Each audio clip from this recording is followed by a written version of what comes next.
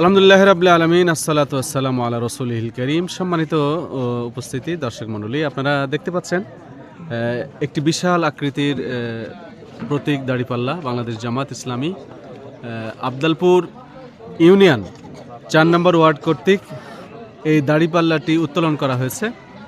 তো এখানে যারা বাংলাদেশ জামাত ইসলামীর যে ভাইরা এখানে উপস্থিত রয়েছেন, আমি তাদের কাছে জানতে চাচ্ছি যে এই যে এত বড় একটা দাঁড়িপাল্লা আপনারা ওঠালেন, এই দাঁড়িপাল্লা ওঠানোর পেছনে আপনারা জাতিকে কি ধরনের মেসেজ দিতে চাচ্ছেন, এটা কি একটু বলবেন? প্রথমে আপনার পরিচয়টা দিয়ে আপনি কথাগুলো বলুন।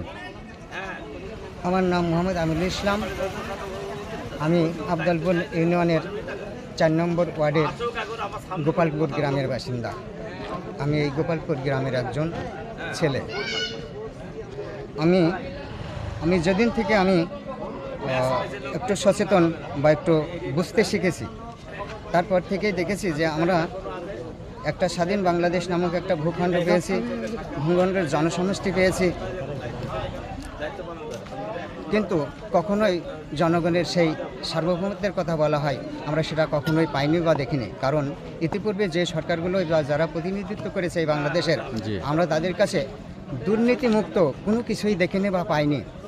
এবং দীর্ঘদিন তাদেরই কষানলে পড়ে আমরা নির্যাতিত হয়েছি, নিপীড়িত হয়েছি, জেল জুলুম খেটেছি।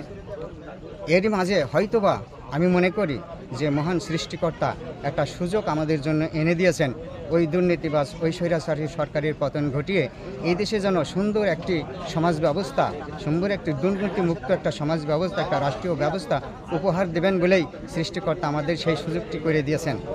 আর সেটা আমরা দেখতে পাচ্ছি, চতুর্দিকে দেখতে পাচ্ছি। এখন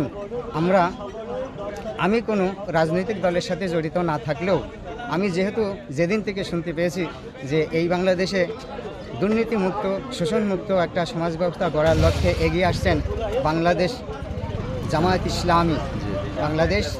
ইসলামী। আর আমি মনে করি একমাত্র কোরআন সুন্নাহর আলোকে এই জামায়াত ইসলামী পারে একটা সুন্দর রাষ্ট্র উপহার দিতে, সুন্দর একটা দুর্নীতিমুক্ত সমাজ উপহার দিতে। আর সেই লক্ষ্যে আমি স্বতঃস্ফূর্তভাবে, আমি কোনো দল না করলেও এই জামায়াত ইসলামের দৃঢ় সমর্থক হিসাবে আমি এগিয়ে এসেছি এবং সর্বসম্মতিক্রমে আমি এর পিছনে চেষ্টা চালিয়ে যাচ্ছি সাংগঠনিকভাবে। যেখানে যতটুকু সুযোগ পাচ্ছি জনতার সাথে মিশে আমি একটু আমাদের বক্তব্য তুলে ধরার চেষ্টা করছি। জামায়াত ইসলামের নীতি আদর্শগুলোর কথা বলছি, কোরআন সুন্নাহ মোতাবেক দেশ পরিচালনা করলে কি হয়, কেমন হয়, আমি সেই অনুভূতিগুলোকে যতটুকু পারছি আমার জ্ঞান দ্বারা আমি প্রভাবিত করার চেষ্টা করছি। আর আজকে আমরা যে জায়গায় উপস্থিত হয়েছে, আমার আরও ভালো লাগছে যে এখানে খুব সুন্দর সুমার্জিত ব্যক্তিবর্গের উপস্থিত হয়েছে, তারাও যেন এই বিষয়টাকে ফলো করছে। আর আমার আশেপাশে দেখতে পাচ্ছেন, আশেপাশে যারা আছে তারা স্বতঃস্ফূর্তভাবে আরেকটি জিনিস উপলব্ধি করছে যে জামায়াত ইসলামের একটা প্রতীক, ইনসাফের প্রতীক দাঁড়িপাল্লা। আর সেই ইনসাফের প্রতীক দাঁড়িপাল্লাকে সমর্থন দিয়ে আজ আমার পিছনে সুন্দরভাবে একটা দাঁড়িপাল্লা ঝুলানো রয়েছে। আমরা মনে করি কি যে আমাদের এই এলাকার লোক, আমরা এই জামায়াত ইসলামকে ভোট দিয়ে আমরা জয়যুক্ত করব এবং ইনসাফ ভিত্তিক একটা রাষ্ট্রীয় ব্যবস্থা গড়ে তুলবে। জি, আলহামদুলিল্লাহ, আমরা আশা করি। জি, আপনি কি মনে করেন যে আপনাদের এখান থেকে দাঁড়িপাল্লা প্রতীকে মুফতি আমির হামজা কেমন ভোট পেতে পারে যদি আগামী নির্বাচন অনুষ্ঠিত হয়? আপনি কি মনে করেন?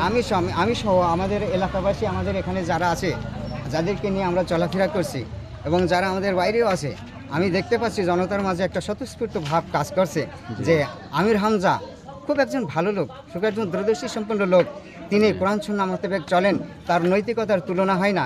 সেই ক্ষেত্রে আমরা দেখতে পাচ্ছি যে চতুর্দিকে যেন এক একটা স্লোগান আসছে যে আমির হামজা এবার ক্ষমতায় চলে যাবে, আমির হামজা এবার আমাদের এই কুষ্টিয়া 3 আসনে এমপি হবে। জি, মাশাআল্লাহ, আপনার মতামত আমরা জানতে পারলাম।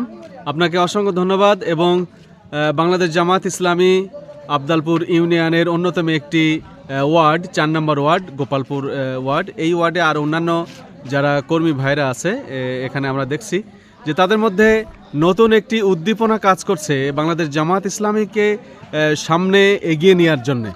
তো ঠিক আছে, সকলকে শুভেচ্ছা জানাচ্ছি। আমাদের এই সংগঠনের যে টিভি, সেই টিভির পক্ষ থেকে সবাই ভালো থাকুন, সুস্থ থাকুন, আল্লাহ হাফেজ।